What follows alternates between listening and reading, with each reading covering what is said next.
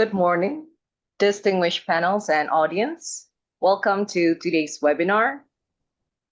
What is the state of social integration of new Americans in New York State? Our goal today is to share preliminary findings of the survey conducted by the Institute of Immigrant Integration Research and Policy in partnership with immigrant-serving organizations across New York State to understand the state of social integration of foreign-born New Yorkers. I am Adriana Mintarsi, an Immigrant Integration Fellow at the Institute of Immigrant Integration Research and Policy, and I'm honored to serve as your moderator for this important conversation. Thank you for joining us today. Whether you are a policymaker, service provider, researcher, or community advocate, your presence reflects a shared commitment to building a more inclusive and welcoming New York. We would like to welcome the audience to send your questions using the Q&A tool, and we will try to answer them during the Q&A session. We define social integration as a state where all residents feel a sense of belonging and connectedness, a sense of being at home. To achieve a state of integration, both foreign and native-born residents in a community must fulfill their roles, responsibilities, and obligation toward each other. It is a two-way street, and it requires deliberate and intentional work to create a cohesive community. Social integration creates a sense of well-being and facilitates the development of healthy communities, while social disintegration has adverse impacts on everyone because it creates fragmented, disorganized communities and an absence of safety, trust, and security for all. While our survey of foreign-born New Yorkers is still a work in progress, we have received approximately 300 responses to date. Today, we will share preliminary findings and discuss patterns and trends we see in the data. We will be joined by experts who will help us make sense of the data and discuss implications of our preliminary findings. We believe that at a time when many foreign-born New Yorkers are feeling a loss of sense of safety and security, it is critical to reach out, take the pulse, and do what we can to make things easier. Our efforts could not be possible without the help of several community-based organizations in every region of the state that are on the front line and are collecting data from immigrant communities they serve. We extend a heartfelt thanks to them for their role in this effort.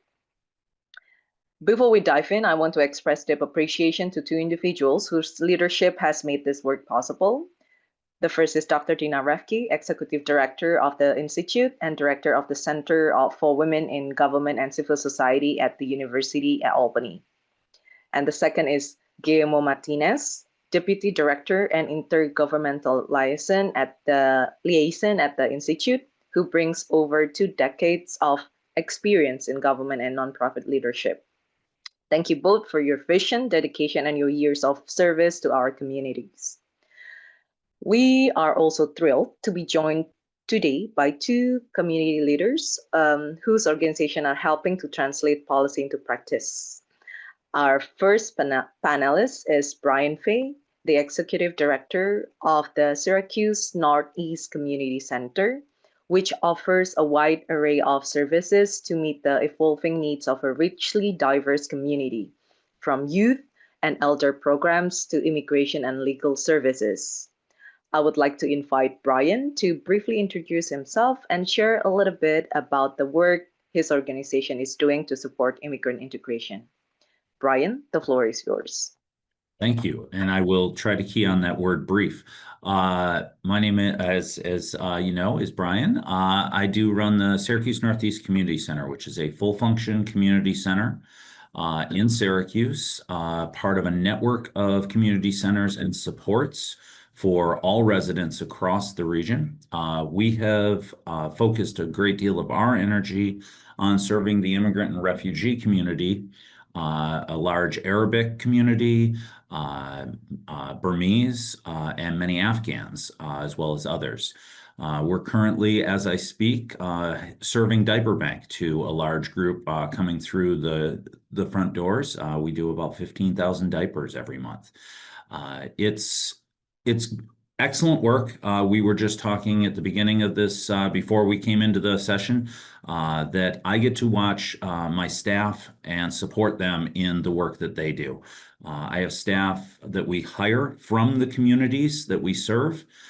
We have grown to be more multilingual and multicultural as the need for multilingual and multicultural services has grown in our region. I think I'll stop there, though, because I don't want to spend the entire time talking about Syracuse Northeast because I get a little passionate and then go on forever. But thank you very much. I'm so happy to be here. Okay, thank you so much, Brian. Our second panelist is Reverend Dr. Chloe Breyer, the Executive Director of the Interfaith Center of New York. For over 20 years, Reverend Breyer has led interfaith and immigrant justice initiatives that build bridges across lines of difference and foster collective action for human rights and equity.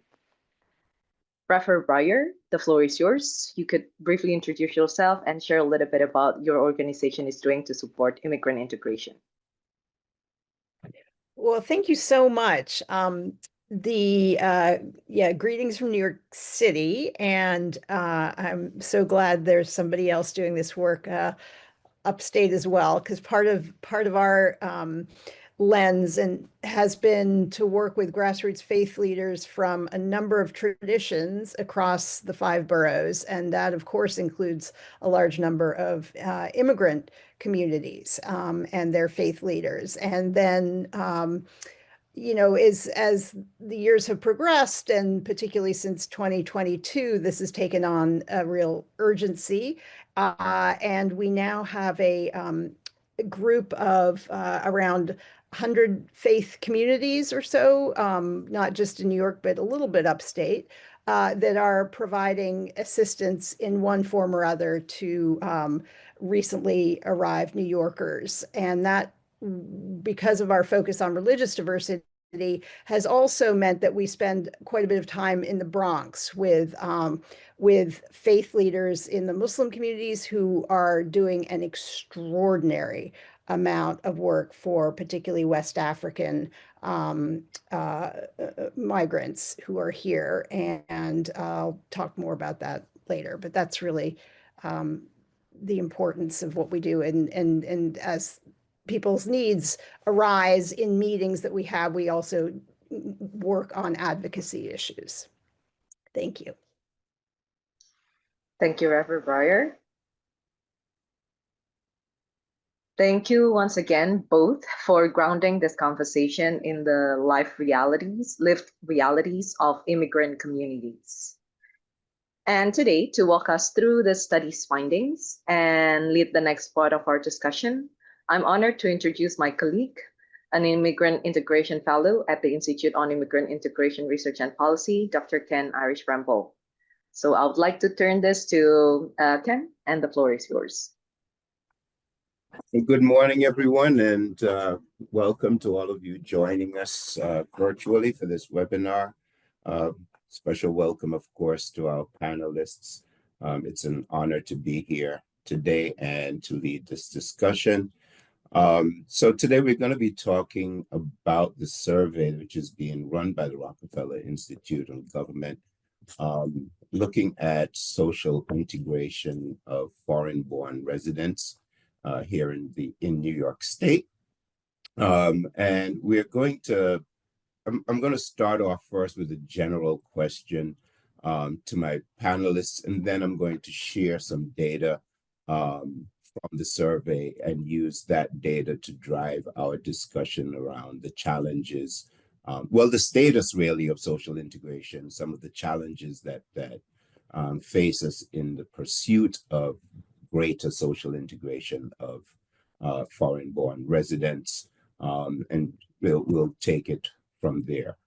So my first question to both Reverend Breyer and to Brian is, How do you define social integration?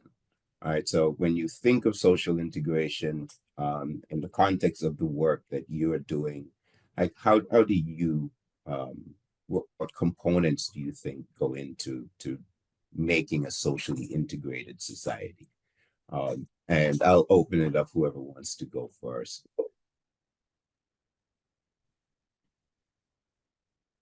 Okay, we have a somewhat specialized view, but it's worth sharing nonetheless, which is that for us, the very act of locally driven interfaith work is an act of civic engagement, and that our overall civil society is stronger when faith communities share engagement around local concerns, whether they be directly with their own communities or with and for others that also have a shared interest in something that's affecting their daily lives. So, for example, we also measure as new groups arrive. One measurement, for example, my colleague, Dr. Henry Goldschmidt, uses for the integration of new arrivals, particularly those of religious diversity, is the alternate side parking exception list. And this is a rather specialized thing. However, for those who live in New York City, you know how alternate side parking generally governs our universe. And those days, which are allotted by the city as exceptions, have had an increasing wideness to them. So 2 decades ago, it might have just been, for Easter, Christmas, 4th of July, Thanksgiving, and maybe one of the Jewish holidays. Now we're looking at 2 Jewish holidays, and not one Eid, but 2 Eids. And we've got Diwali in there as well, and Lunar New Year. So the civic exercise in advocacy is such that in order to have, for example, an exception made for one's, religious holiday or secular holiday for that matter, there has to be a degree of organization and understanding of how the city works. So that's just one measurement among many, but that's one that we sometimes highlight.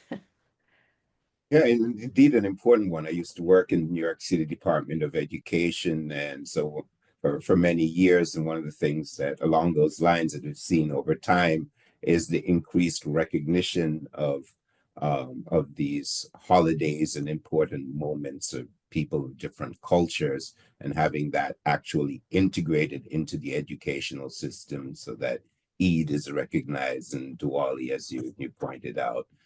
So I think that is super important and a great gauge for how socially integrated we truly are as a society. So thank you for that, Reverend Breyer. What about you, Brian? How does social integration fit into your realm?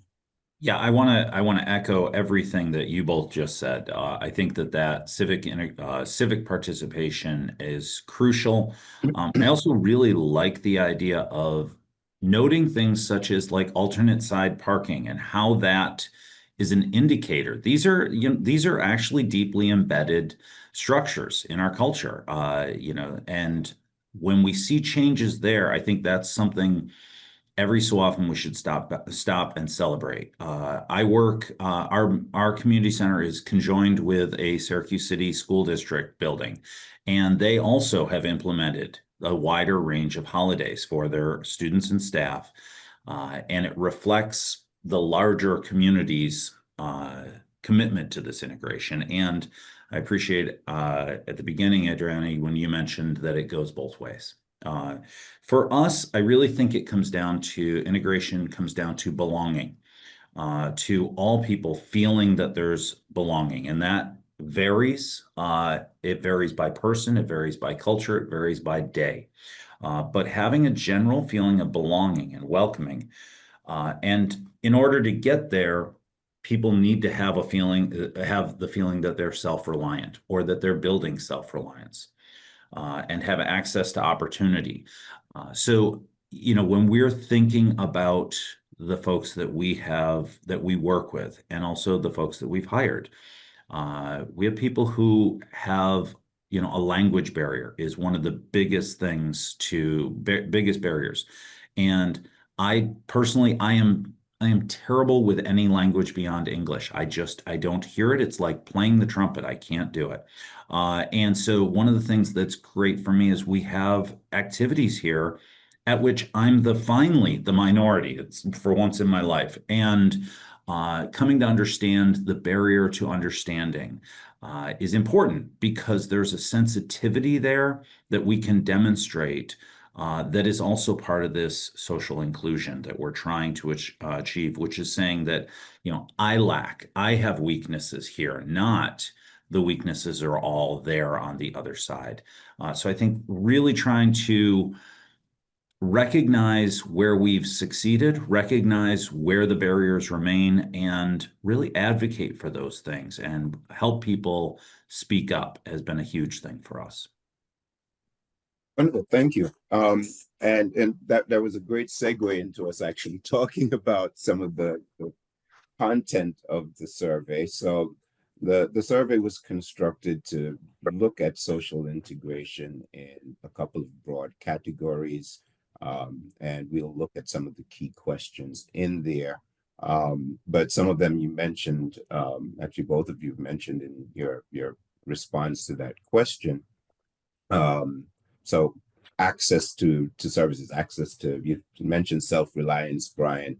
So access to the labor market, so access to jobs is one of the things that we looked at. Access to other services, including legal services, is important. Language acquisition is a key component also of the survey. And last but not least is your sense of being welcome, of belonging. And having said that, I'm going to share my screen and share with you some graphics representing what I'm going to refer to as insights and trends in the survey. As Adriana mentioned in her introduction, this is an ongoing survey, so we are not making any definitive claims here based on the data we've collected. We're simply looking at the insights and seeing the direction in which things seem to be going, and the responses are pointing us. All right, having said that,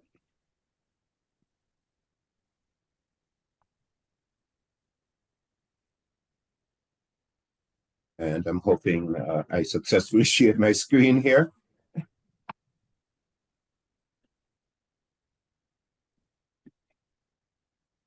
All right, let's take a look at one of the first questions. So as I mentioned, so one of the key things is if we want an integrated society, self-reliance, as Brian mentioned. So the question here is, in this country, how difficult or easy would it be for you to search for a job, and defining, finding the proper listings, right? So making it a little more clear. And so some of the insights that we took away from the responses is 61% of all respondents expressed some difficulty in searching for a job or finding the proper list. Only 15% of respondents so far have suggested that finding employment or finding the job listings was an easy experience. So what are some of the challenges faced by foreign-born residents in navigating this labor market and finding employment? And how can agencies such as yours better support them in successfully finding work? I'll jump in with that. I mean, I think of the job market is largely through the written word. And in the United States, that means it's largely in English. So even just listings of jobs are inaccessible to so many of our participants. I think the other thing, just real quick to mention, is that many of our participants are illiterate in English. They're also illiterate in their home language. So that makes it even more challenging. what can we do? I think this is where, this is where people are able to make the difference.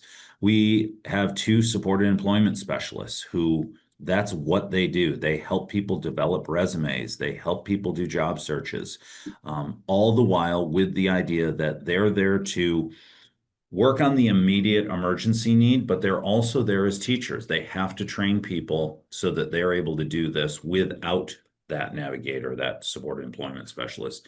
So they're getting them into ENL classes that we host here. They're getting them into GED classes so that they can have access to that.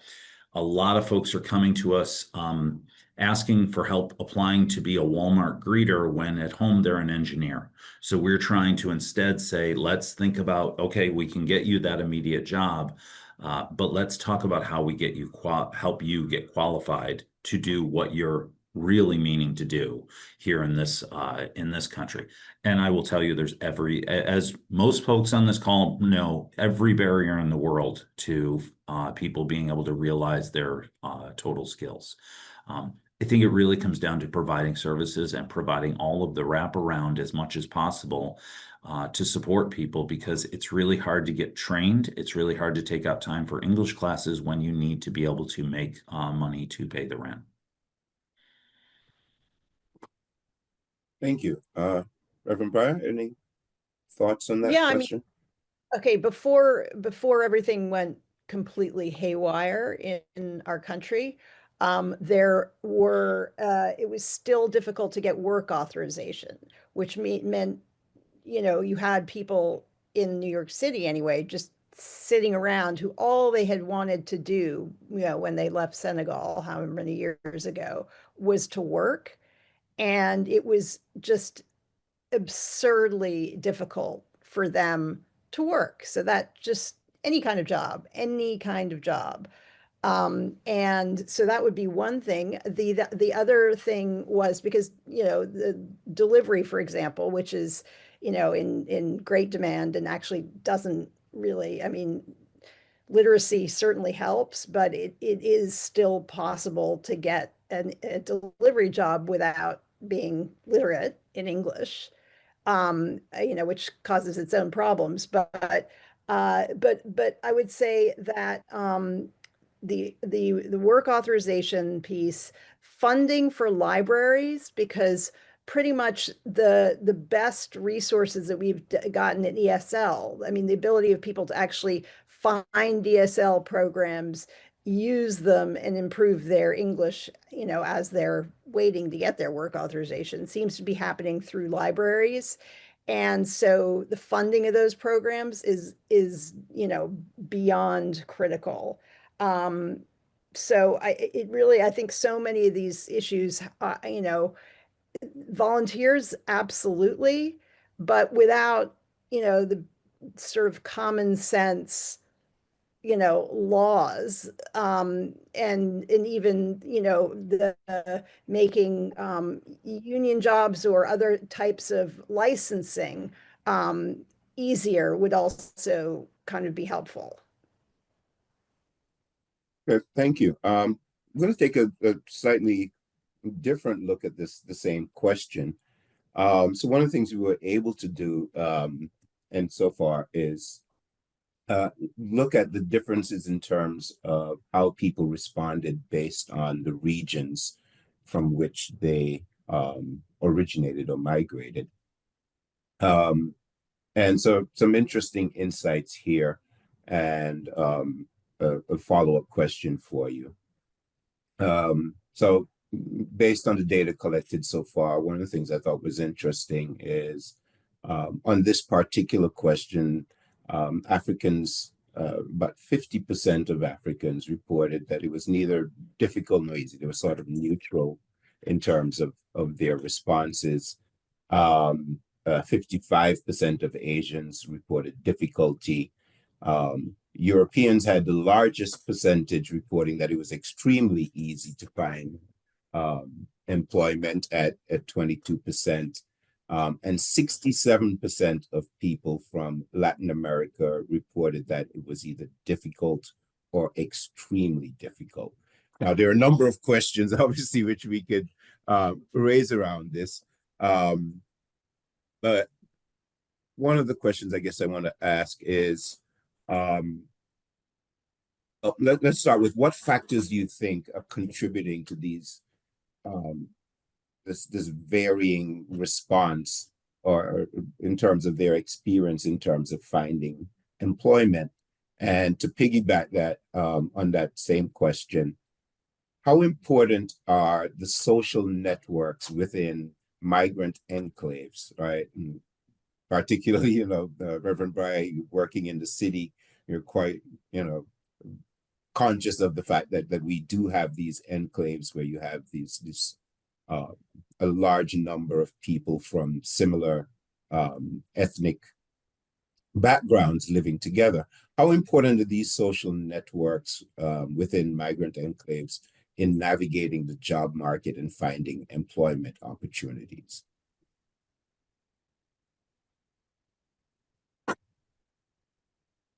Well, I would say absolutely essential. I just think that, we can't underestimate. That's why we've spent so much time with some of the mosque leaders, because even when, the HERC system was operating, the kind of parallel shelter system was at its most, resource. People were still opting sometimes to go back to the mosque simply for culture, comfort, and language, and that was, people absolutely, those in the kind of the WhatsApp groups that arose from them seemed to be absolutely where, if not, if that wasn't where you were staying, that was where you went to get your information about where opportunities. And so that was definitely the case. I mean, my question, I think that's so interesting, the insights about the different, I wonder how much also has to do with expectation. Like, what are, when people are answering questions, it's like, compared to what is the question? That's right, yes. That could be something. I also, the other factor that would be is, what are the way these people from different ethnic groups are being portrayed in the media, by our political leaders. Like, is every one of these people from from Venezuela, are they all mass murderers? Like, that might also be a factor that as they're being kind of portrayed and stereotyped, that might contribute to the ease or non-ease. Plus, obviously, language and education. So those seem to me, I'm sure those are all the factors that you were looking at anyway. Yeah, I agree entirely. I think there are probably quite a few contributing factors into this disparate sort of response to the job search experience. Brian, did you want to comment on that? Yeah, I mean, I agree with the Reverend that, the social networks that folks have are absolutely crucial. And when we are able to key into those social networks, that's when we see, kind of the mass approach to our services. So, we have a saying here that when we can say hello in someone's language, they not only come through the front door, but they bring everyone they know, because they say, well, wait a minute, this is a place where we really are heard and seen. So the social networks are key. I think there's one thing that, I think has changed since January 20th, is that in some ways those social networks have become a little more insular. They're not as trusting of organizations. I think that folks are not as trusting that those organizations, even when they trust them, can protect them. We've seen a great deal here of people saying, well, I want to come. We have a weekly tea time for neighbors, mostly our Arabic neighbors. And that was 90 to 100 people before January 20th. It's more like 70. people now, because there are people who are afraid to be here because they're concentrating in a place, and we can't necessarily say that we're locked down. I think the other thing about this, there's a pipeline that we're trying to use with the social networks, which is when we do a Know Your Rights training, we're inviting in leaders of those organizations so that then they are able to say, well, wait a minute, I would like to host this with my group, and we're putting them in touch with the facilitators we use. But to take this back to employment, I'm sorry, I've taken us a little bit off there. Oh, that's fine. The other thing that we're finding is that within the social networks, we're able to talk with people who have already built these communities. We don't have to rebuild these communities. And in fact, it's invasive if we try to do that. But what we can do is now say, all right, who in your community is A, in need of a job, B, speaks English, C, is willing to support others who do not speak English, who may work at that same employer. And we've had a great deal of success with that, where an employer is looking for 8 people, and we're able to provide them 7 plus one person who's the liaison, the bridge. And so that's wonderful when it happens. You can imagine that it's a little more of a unique situation than we'd like it to be. But the social networks are absolutely crucial to the integration that we've talked about.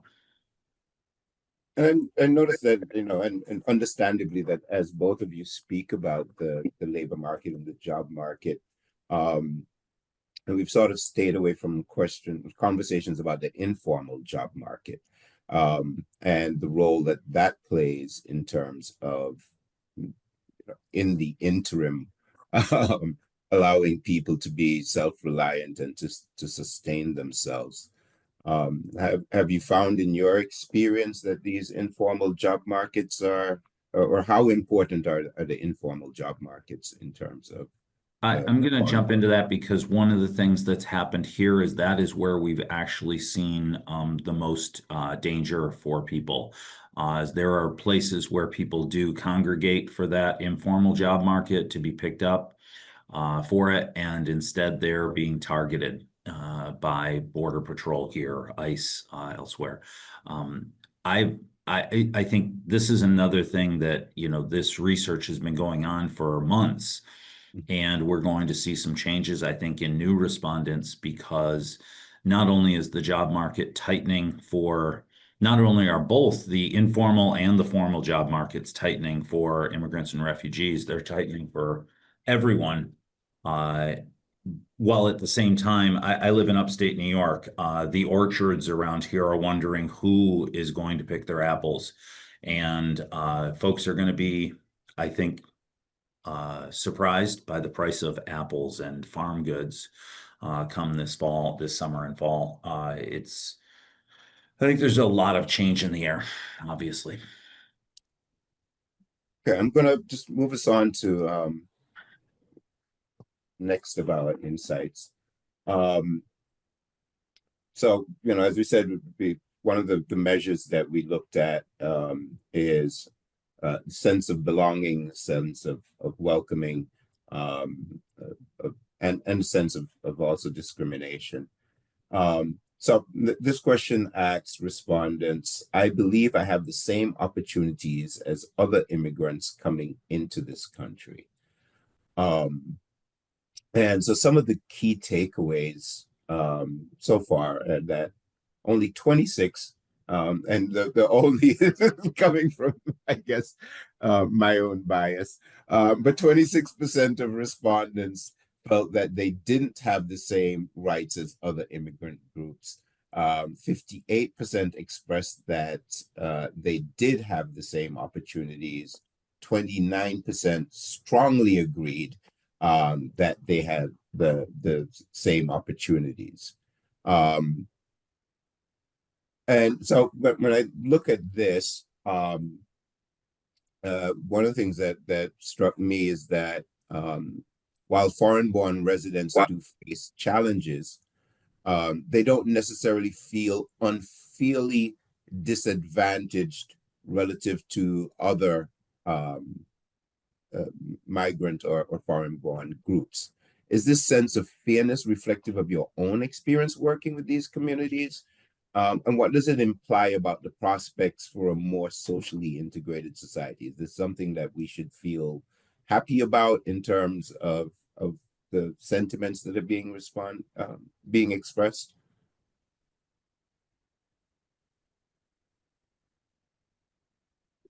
It's a tough one for me. Okay. It's very hard for me. I don't know, Reverend, if you've had this. It's very hard for me to think about comparing across groups. I haven't felt like there was as much comparison. I don't hear from my staff that they're hearing from participants that, we're not doing as well as this group. I think Right. there's more of a concern of I need to be engaged in this way, but I have not heard much in terms of comparisons. Brian, any thoughts on it? I mean, actually, that's so interesting because I mean, I find this actually very good news, remarkable actually, because Okay. just given all the challenges and Yeah. the reasons for people to feel that they are more victimized than others, Right. this is like kind of amazing. What I and again, I have no kind of quantitative background for saying this, but just the kind of the demographics and the dynamic it seems between people who have become integrated, say by a generation Mhm. or by 10 or 20 years, and have their citizenship or have their green card, have in a sense of established, being kind of more established, and their views of people who are recently arrived is one of the starkest and most kind of befuddling dynamics I can see around this issue, most strongly represented in the results of the of the 20 of the presidential election. I think we've heard lots of about that. So that to me is the really strange thing. This all seems really amazing and actually really great news in some ways.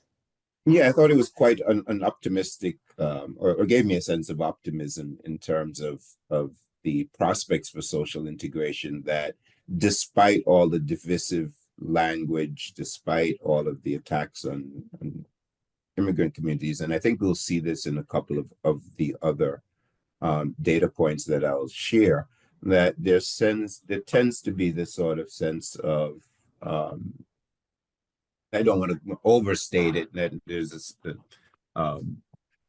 but there doesn't seem to be the sense that people are feeling individually or collectively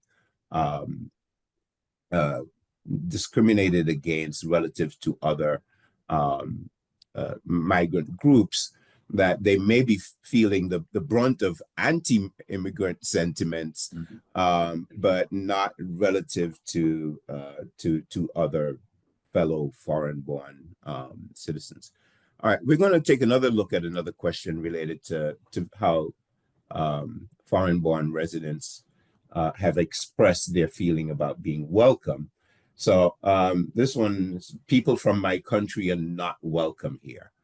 And I thought this was also a interestingly and encouragingly positive response from the participants. So 55% of respondents disagree about feeling unwelcome. 21% reported that they felt unwelcome, but only 8% said they had a strong sense of feeling unwelcome. And notably, 24%, or so almost a quarter of all respondents, were sort of neutral on this question. So do you share my sense of optimism around this data, these data points? We would think that, I mean, you spoke about the 2024 election, but we can go back over the last 4 to 8 years of very strong anti-immigrant sentiments. You referenced, issues right now in terms of enforcement of what some might consider to be a bit draconian policies related to foreign-born residents. But nonetheless, it seems that there's a strong sense amongst those respondents that they are in fact still welcome here, despite it all.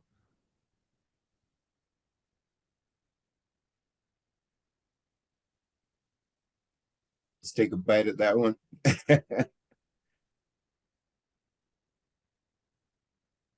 I again, I'm very happy with those. I'm looking at 79% are feeling pretty good about this at least. Or I'm sorry, I may get the numbers wrong.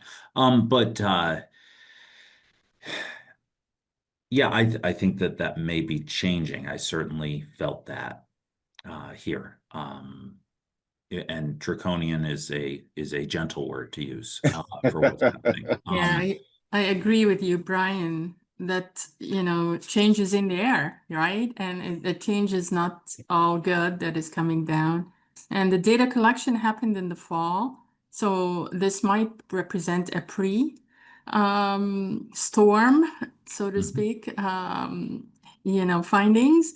But also another factor is that they are collected by community-based organizations like yours, Brian, and your organization, and people may feel that they are indeed being welcomed by these CBOs and feel a sense of connectedness with them. Yeah, I think there would be a really interesting follow-up question, which is, where do you feel welcomed within the country? How do you, what are those entry points? I think the other thing, though, is regardless of what's happened since January 20th, we have been on a good path, and we should all remember that 2016 to 2020, we were not. And in 4 years, we were put back on a good path. Change is possible. I think that trumpeting how much benefit there is to having people feel welcomed is important. And I'm a math guy, despite my inability to add up the percentages correctly. But I tend to talk about the economic benefit. Here in Central New York, the economic benefit of immigration and resettlement has been tremendous. The ROI, to be crass, the ROI on welcoming people to our community is astronomical. So I think that I'm heartened by these findings, and it encourages me to think about how we rebuild. One of the things that occurred to me when I looked at this is I wondered whether or not this, and we are speaking specifically about New York State, but whether or not New York being a relatively welcoming state for foreign-born residents has skewed this. So I wondered, for example, if this same question were asked on a national basis, whether or not we would see similar results, or is this actually a positive reflection of policies that are taking place here in the state? So is this a moment where the state can sort of pat itself on the back? Brian, before you were mentioning that in your city, that you've defined yourself as I believe you term, a welcoming city. All right. Is this reflective of New York State policies? Perhaps is it that we're doing a pretty good job of making foreign-born residents feel welcome? as opposed to, because we keep putting it in context with what's taking place on the national platform, right? So on the national platform, maybe the data would be very different. Is New York State maybe an outlier?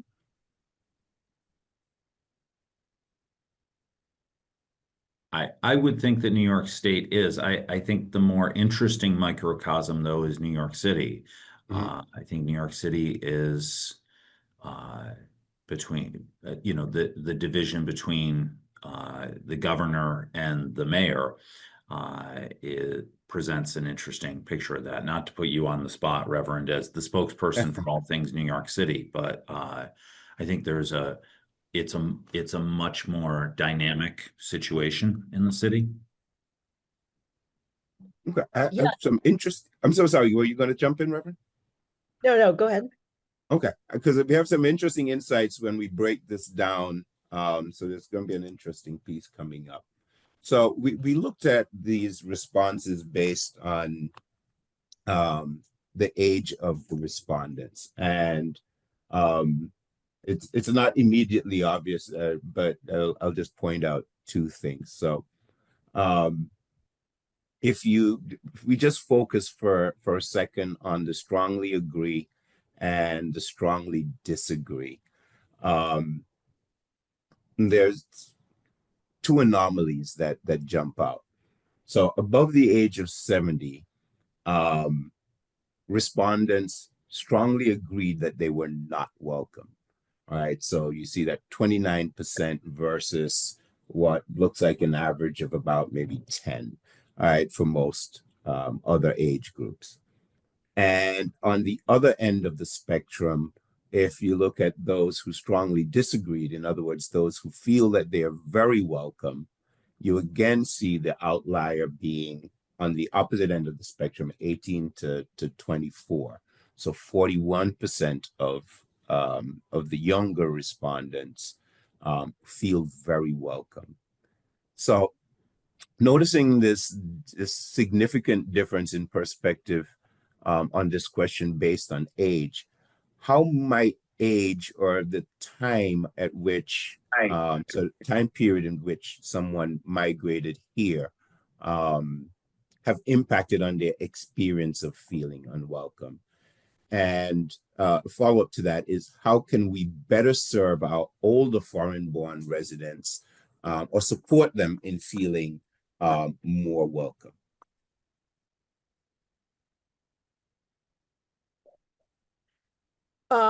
Can I just, the one thing that leapt to mind was a study, not a study, but a series of articles, I think, about the elderly in Chinatown who were first generation and what was happening to them in terms of absolutely no social safety net, because they hadn't mastered the language in the same way that their own children had.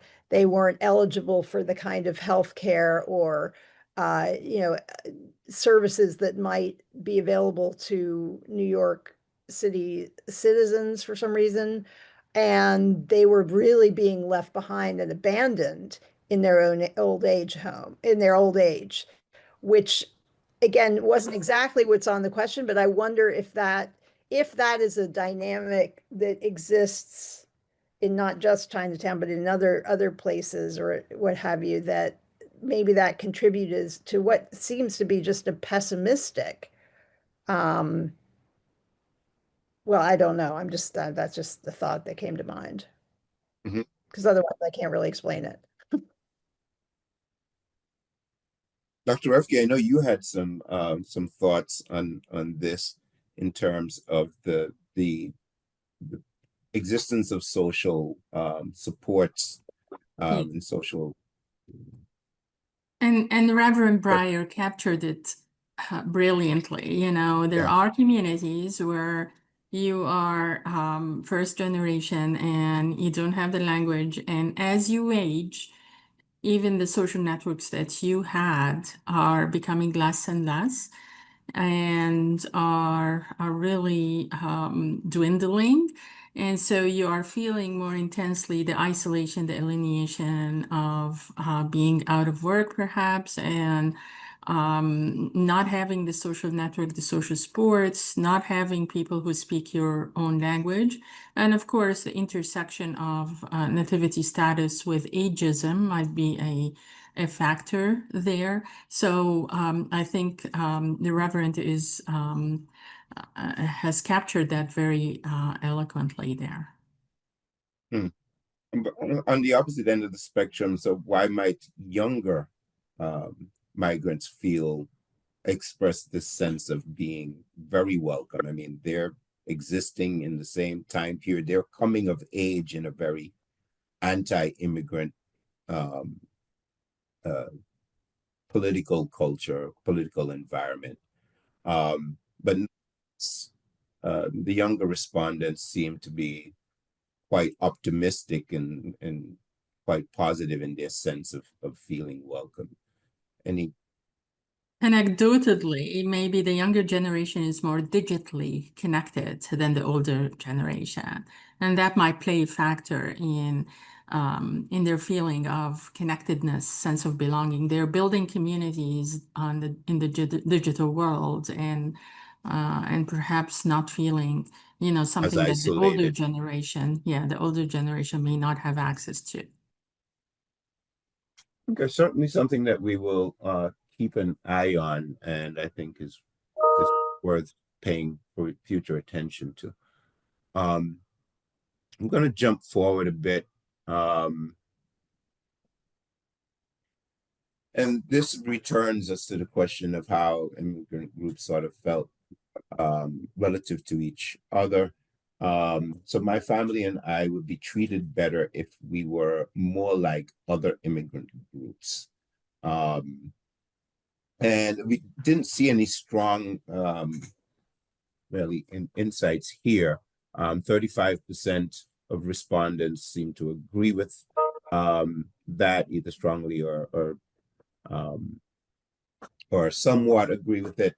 41% of respondents disagreed with this idea. And I think we already talked a bit about this, so I'm not going to harp on it, but I do think it's going to be something worth us coming back to.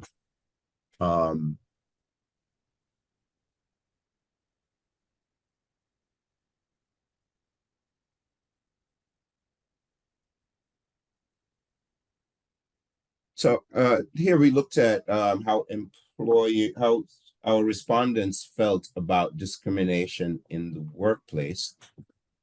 So employers treat employees from my country differently than employees from other countries. 37% of respondents feel or express some form of discrimination against themselves based on their country of origin or region of origin. 39% disagreed with the statement, saying that I guess they were treated relatively fairly. 25% were neutral. I know we've talked a little bit about access to the labor market. I thought maybe we would talk a little bit about how we address issues of inclusivity in the workplace.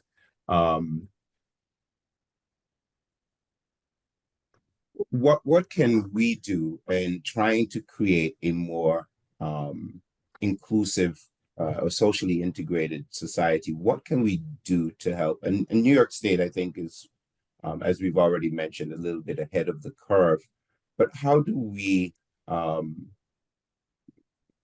address issues of discrimination based on points of origin or racial identities in the workplace? And do any of you in your work try to, we talked earlier about this being a two-way street, right? So we've talked about what the work that you do on the foreign-born resident side of things. Do any of you engage with employers in terms of workplace discrimination or creating more inclusive work opportunities? And even if you don't, do you think there is work that we can do on that end? I can talk a little to this. We do, we regularly host and facilitate job fairs throughout the community. And during those times, our director of workforce development is, as she's gearing up for those, she's talking with employers. I don't know that she's coming out and saying, hey, let's address workforce discrimination. I think instead she's talking about, let's talk about the opportunity you have here for a workforce. It's a challenging workforce environment here in Syracuse. We're top 5 most impoverished city in the U.S. And we have a housing crisis. We have, a lot of stuff going on. So I think that again, the advocacy here is talking about how there's a pool of employees, prospective employees, and talking about here are their strengths, here are the things that they need.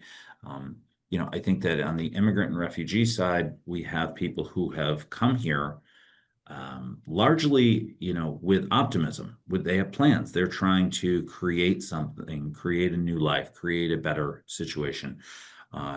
And so when they enter the workforce, that's one of their strengths. We hear a lot from employers about how immigrants and refugees who have been placed in these jobs come into work every day. They're on time. Again, I'm speaking almost stereotypically, but largely this has been the anecdotal data we've collected. Whereas there are difficulties with people who've been here for generations who may not be as responsive or as responsible. So, when we're talking about this, we're really trying to emphasize that as a positive, which helps employers overcome their mental barrier, but this person doesn't speak my language as clearly as I'm used to people speaking it, or needs additional training. We're trying to emphasize the way that the investment moves them along.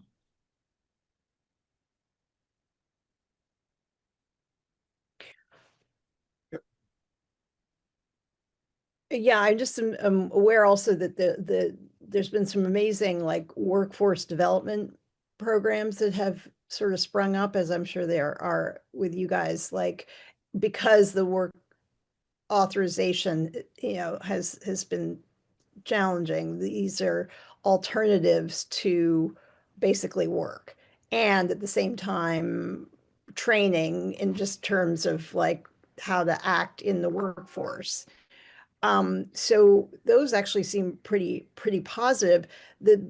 Again, the concerns, I mean, that what we see a little bit is the resentment that people who have not had or didn't have those, and maybe I'm addressing my own earlier question, people view as sort of services that are provided by the city or the nonprofits that never were provided when they came. Forgetting perhaps that some of the newer communities that have arrived don't have, all came very quickly, and there was no existing community to welcome them of that same. So, that's just, I suppose that's neither here nor there, but just a thought. All right, fair enough. I know we're running a little short on time, so I'm going to skip past this one. It's just a breakdown of responses to the same question, but looking at it based on their country or the regions of origin. And we're going to look at a similar question in terms of feeling welcome, so I guess this is the flip side of the question. Do you feel welcome, right? So how often do you feel like an outsider in the United States? And interestingly, the responses are relatively evenly split here. And I guess, so, earlier on, I asked, whether or not we felt very optimistic about some of the responses. And I guess here the question is,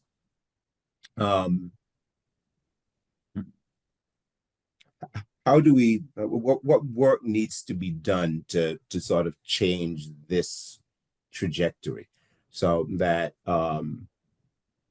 not close to a third of our respondents are saying that they often or always feel like an outsider.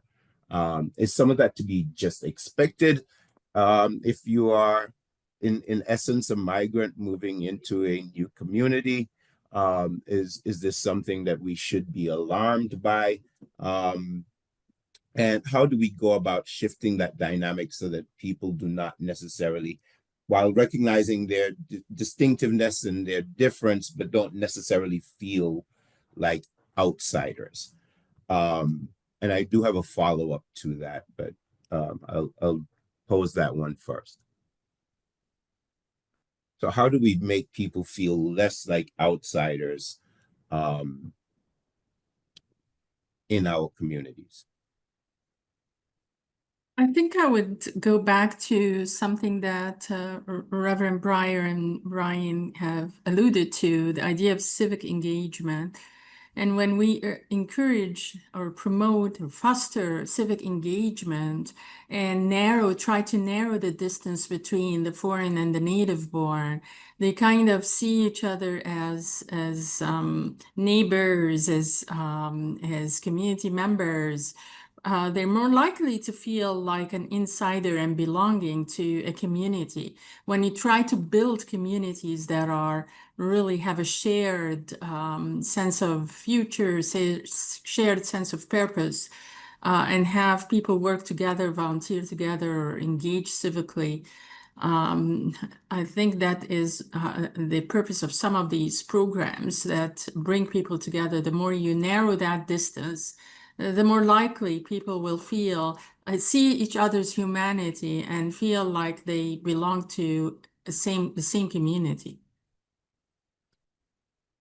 Okay, but one of my, I guess my follow-up question, that was a good time to throw it out there, is we talked earlier or mentioned briefly the importance of these enclaves and these social networks in terms of supporting foreign-born residents, and Reverend Brian mentioned a minute ago about the having a community to welcome you and to help you get assimilated and having all of those connections. Is there a flip side to having these enclaves, in the sense that it then creates a insular environment that separates these groups from the larger community? Is this the necessary dichotomy of the existence of enclaves? Ken, I think you're right on point there, because some research have alluded to that, the limited value of, or the limitation that an ethnic enclave provides. It provides what they call bonding social capital, but not bridging social capital. Bridging social capital is what you need if you want to really expand on your professional opportunities. You need to connect to communities outside of the ethnic enclave. But also other researchers said that the ethnic enclave itself is changing. It's becoming more diverse. So that is also happening. Interchange and dialogue is happening across communities. But I wondered what the Reverend and Brian think. And how do we create these bridges? Go ahead, Reverend, please. No, there were a couple good examples of exactly that, because so Ramadan came around last year, sort of springtime. We were finding that there was not only a huge food security issue in the Bronx, but that many of the people who were excuse me one second, were trying to fast during the day were then not having anything to break their fast with at night in the mosques, because there were just too many people and they just run out of food. So you just imagine, you're breaking your fast with like a piece of bread and something to drink. And so there was a big move, not just we worked with a lot of like Gambian youth organization, like a lot of the nonprofits that were second generation attached to the African communities, but also functional and, GoFundMe setups and raised, hundreds of thousands of dollars for a disaster like earlier, this big fire in the Bronx about 4 years ago, but then had that structure set up.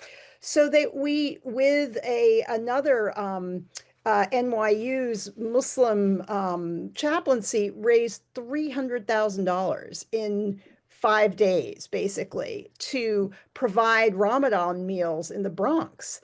And that provided thousands of Ramadan meals. And one of the conditions that we put on those meals, or at least the Interfaith Center did, we were portioned to about 5,000 of them in about 10 mosques.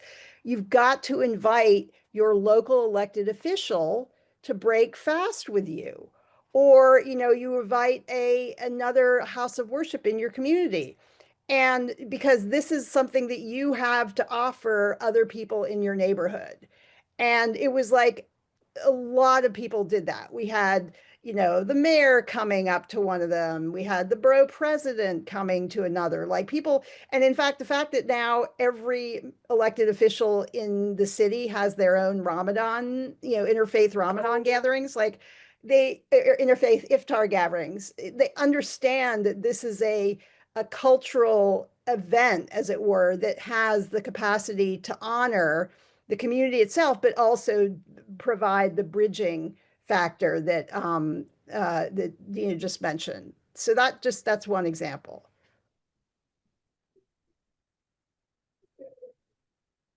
Okay.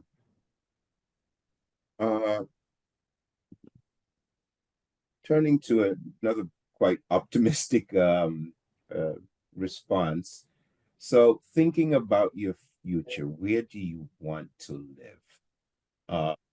And again, putting this, positioning this in the context of our current socio-political environment. There's a very strong sense of foreign-born residents saying that, listen, this is where we are, this is where we want to stay, all right? We want to remain in the United States, right? And I guess this matches up well with what we saw earlier in terms of respondents saying that they felt relatively welcome. So 40% of respondents say that they definitely want to remain in the United States. 28% said they probably want to remain in the United States. Only a very small percentage, so 10%, expressed a desire to leave or to migrate elsewhere, and that was split 5% and 5% between definitely and probably. And I guess the most shocking element of it was 21% of respondents were unsure. And maybe that's not shocking, in fact, given our current climate. There's certainly a great deal of uncertainty about many of our futures. Anyway,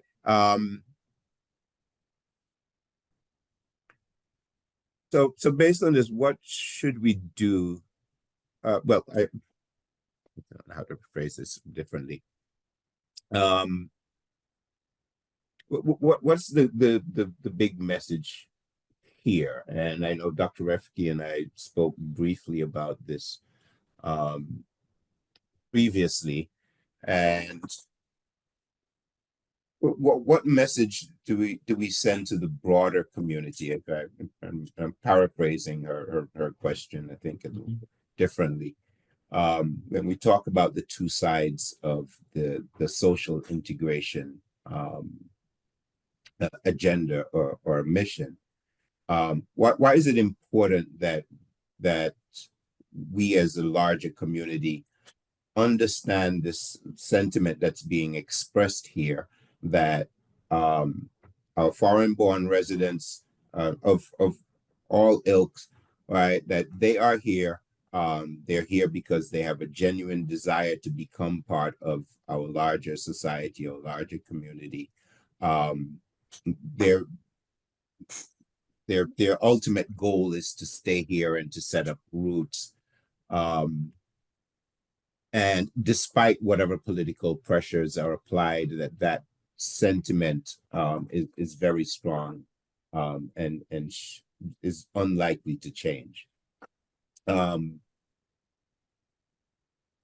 So what do we take away from that as a larger society as we struggle with our relationship with migrants here, and the role of migrants in our larger community?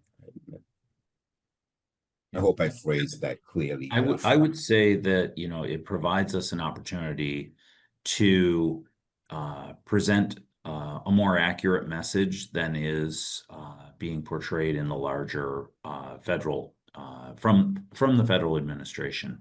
We're talking about people who are engaged, who want to be engaged, who are not saying, hey, wait a minute, I want to go somewhere else. You know, I know of at least 2 of my staff members who they cannot go home. That's not possible for them. But they're also not saying, I want to be in another country. They're committed to this option, that they see opportunity for themselves to become part of the fabric of society. I want to push when we speak here to, we have participants who come in who are not happy with the amount of immigration and resettlement that's happened in our community. And one of the things that I try to mention is, well, wait a minute, what are we seeing in terms of home ownership, in terms of home renting, and keeping up with what the obligations are. And across the board, we're seeing that our immigrant and refugee community is investing in this community with what they can, and preparing to invest more. So I think that seeing results where people are saying, you know, to a large degree, I mean, to a hugely majority degree here, that they are wanting to live in this country and remain despite the challenges, and even before January 20th, think of the challenges. I personally cannot imagine taking my family to a new country where I do not speak the language, where I do not have a preordained job. The courage that takes, the optimism that takes, is what I think is being reflected here, and that's the message that I, in my position, I can advocate for and speak to through as much of a megaphone as I have.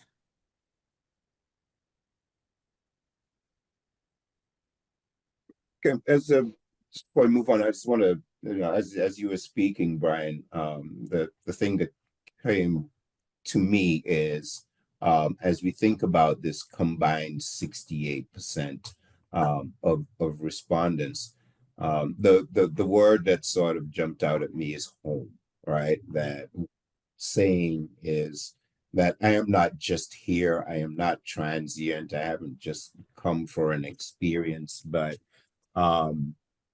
at this country is as much my home as it is, for native born residents, right? So we are here, and we are here to stay, to build, to invest, as you pointed out. Okay, I know we are definitely on time, so I'm just going to jump to really 2 more key ones, and then I'll hand back over to Adriana and Dr. Refke to wrap this up and get some closing remarks from you. So one of the things that's obviously, and particularly in this time period, super important, but always has been, is access to legal services. And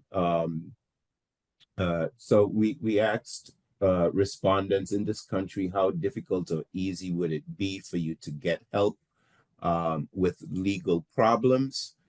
And immediate takeaways: 59, it's overwhelming, 59% of respondents reported having difficulty accessing legal services, while only 15% said that it was easy, and even more to the point, only 2% said it was extremely easy. All right. Now, I know both of your agencies provide access, I believe, or redirect people to legal services. Can you tell us a little bit about why this is so important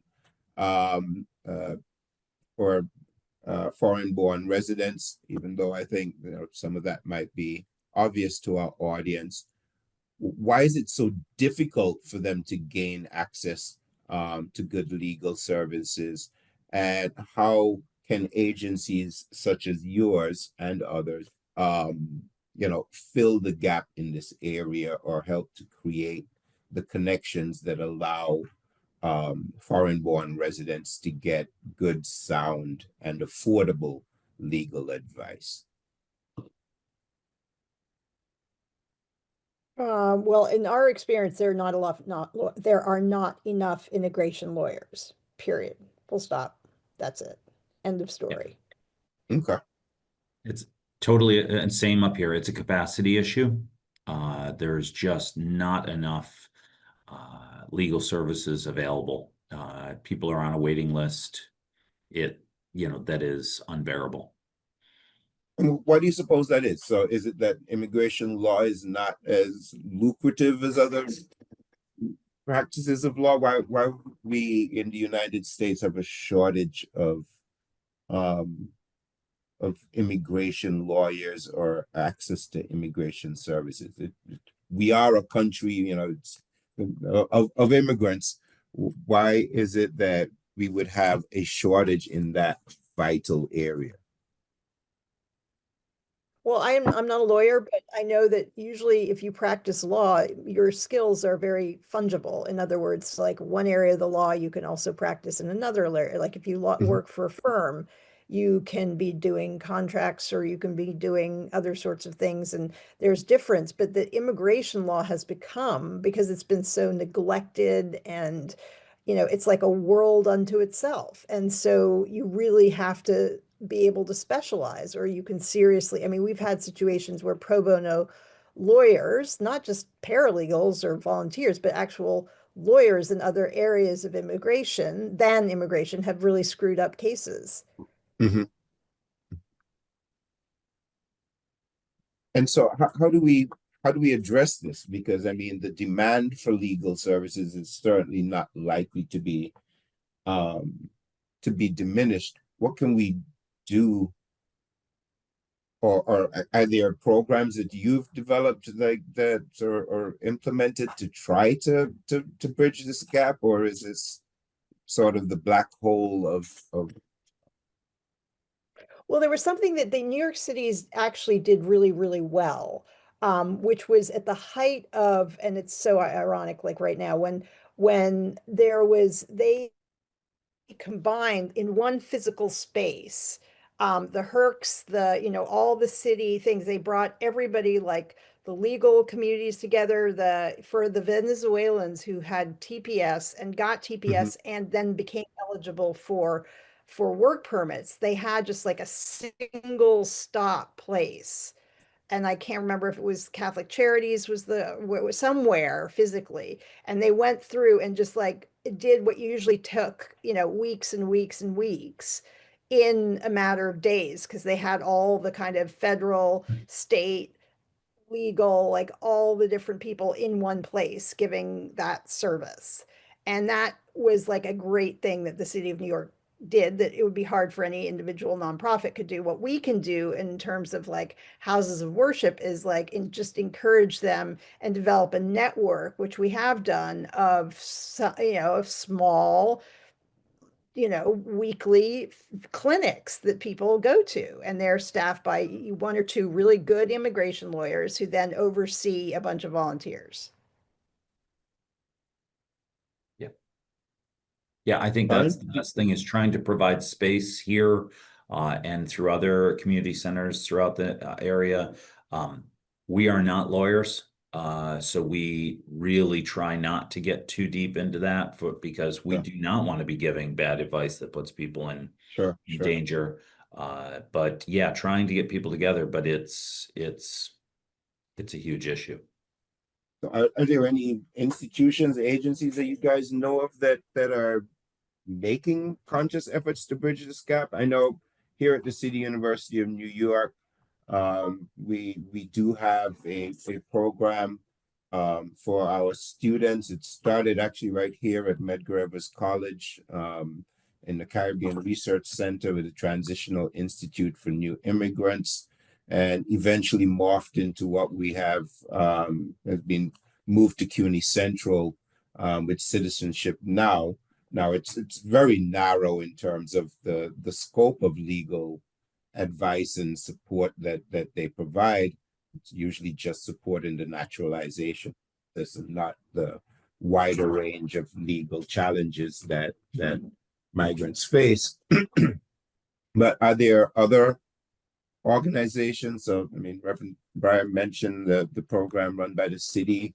Are there other resources that you may be aware of or that you direct some of your clients to? Well, there are models of law schools creating clinics and training students. But again, you know, we have to approach it with caution, as Reverend Breyer said. It's a very specialized area of the law, and you don't want to mess up.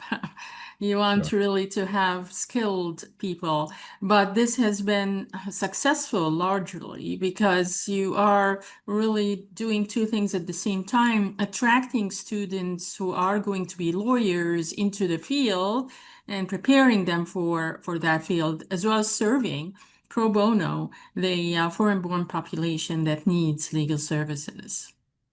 So Dr. Efke, is that a bridge that we should be pursuing, connecting community-based organizations with law schools and maybe increasing the opportunities for developing I mean, that's one of clinics the such as models. this? Yeah, Ken, that's one of the models that already exist. But again, also a lot of it depends on funding.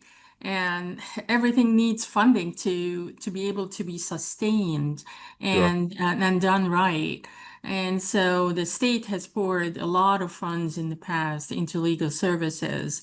The issue is sustainability and continuity in on these fronts. Okay. All right. So the last area that we're going to look at is just English proficiency. And you guys have actually already spoken to this in your responses to some of the earlier questions. But, you know, it's obvious that if you're going to, social integration is the goal, and language acquisition plays a key role here. And I narrowed down the questions to basically two perspectives on it. So how well can you do the following when listening to English?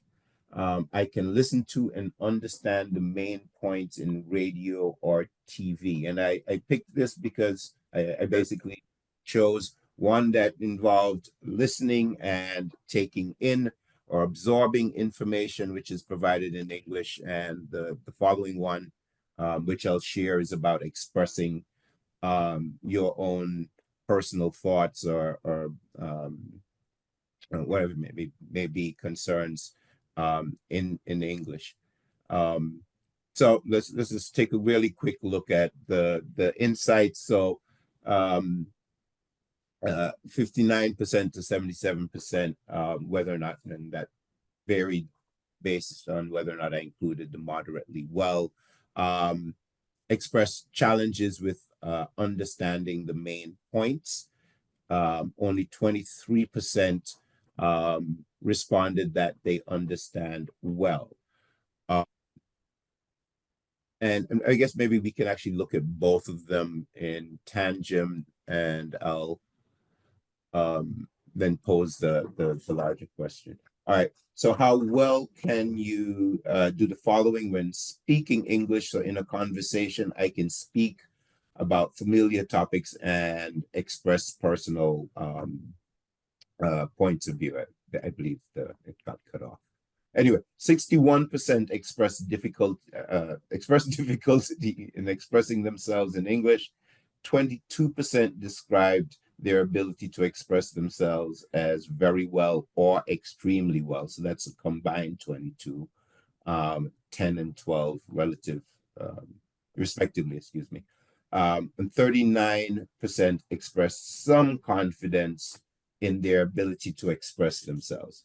Now, it seems to me that this is a major challenge for the social integration agenda if we're dealing with situations where foreign-born populations both have difficulty taking in, so absorbing information that is being provided to them verbally.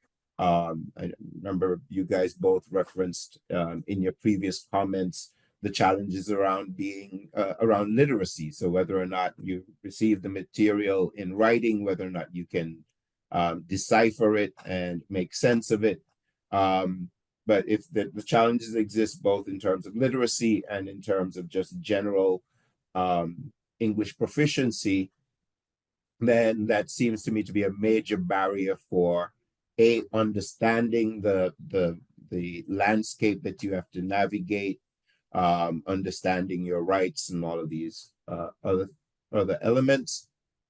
And likewise, if 61% are expressing difficulty in even explaining what their challenges might be.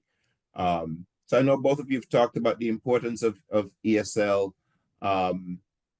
What can we do to expand ESL or overcome this, and how large a problem, how significant? Am I overstating the size of this problem or the magnitude of this issue in terms of language acquisition for migrant groups? I'll just throw it out there and you guys take it.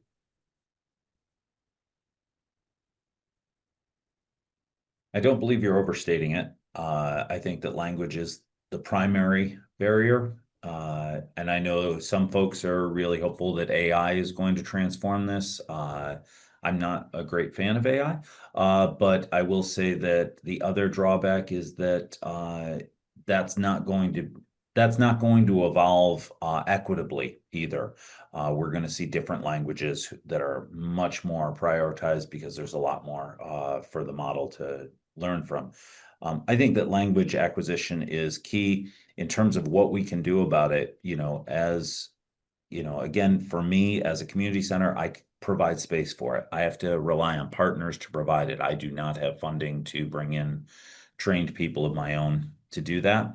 And I really, again, we're trying to advocate. Our Syracuse City School District is incredibly multilingual and welcoming of all children. And so they've been working very hard on that.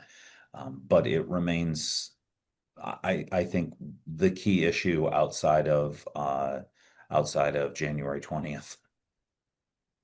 Yeah, I guess one of my also piggyback questions I mentioned with Dr. Refke in one of our previous conversations is I'm particularly interested in the enclaves.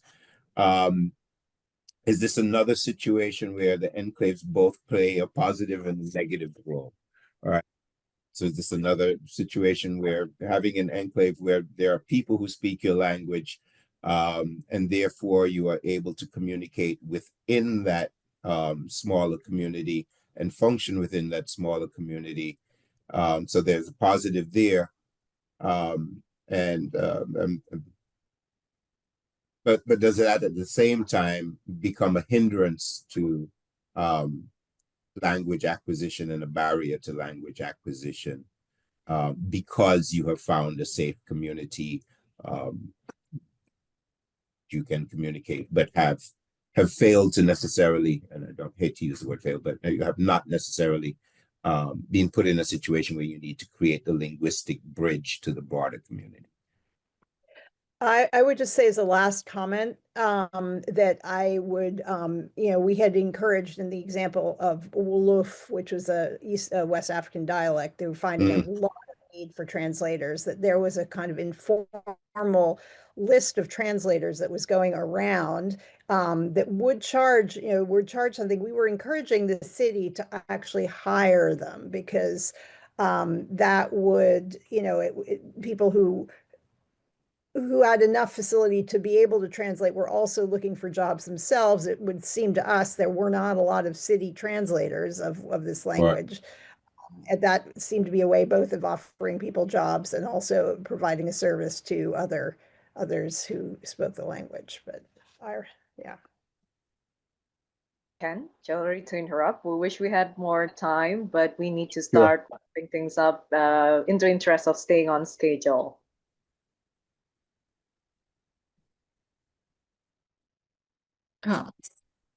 Adriana, yes, I'm handing over to you. Thank you very much, everyone. It was a pleasure sharing the insights with you. And I do look forward to readdressing the data once we've collected more responses. So thank you both for engaging with me through that process. And Adriana, over to you. Thank you so much, Ken. And now we would like to have Dr. Rafki to share her closing remarks before we end this webinar today. Thank you so much for participating in the webinar. Thanks to our esteemed speakers, Reverend Chloe Breyer and Brian Fay, Syracuse Northeast Community Center, for the incredibly rich and insightful conversation that we have. And thank you to our exceptional moderators and researchers, Vidriana Mantersi and Ken Irish Bramble, for moderating the discussion and really sharing the wonderful insights from the survey. As Ken said, please stay tuned for another webinar coming soon where we will share all of the findings and we'll be able to make generalization to the entire foreign-born population in New York State. And so takeaways very quickly.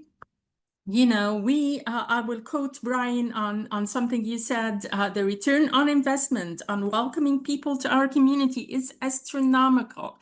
And that is really need to be our narrative there, but not our only narrative. Our second narrative is really that our story that is emerging from the survey is that people are here to stay. We really need to continue to build resilient communities, continue to embrace religious diversity, celebrate everyone's special days, special times, strengthen belonging, self-reliance, access to opportunity, civic engagement, and really invest in civic engagement and invest in mechanisms of integration like wraparound services that are offered to help people bridge the gap in access and upskilling. We need funding that is continued and sustainable for critical programs to community-based organizations that are really creating these cultural bridges. We need enabling laws and regulations pertaining to licensure and work authorization. We need to support social networks and social capital formation at the community and build trust. We really need to pay attention to how media is portraying immigrants and foreign-born residents and make sure that stereotyping and harmful narratives are rooted out. It will be an honor to come back to you with more of the survey results, but in the time being, thank you all for joining us, and please have a wonderful rest of the day.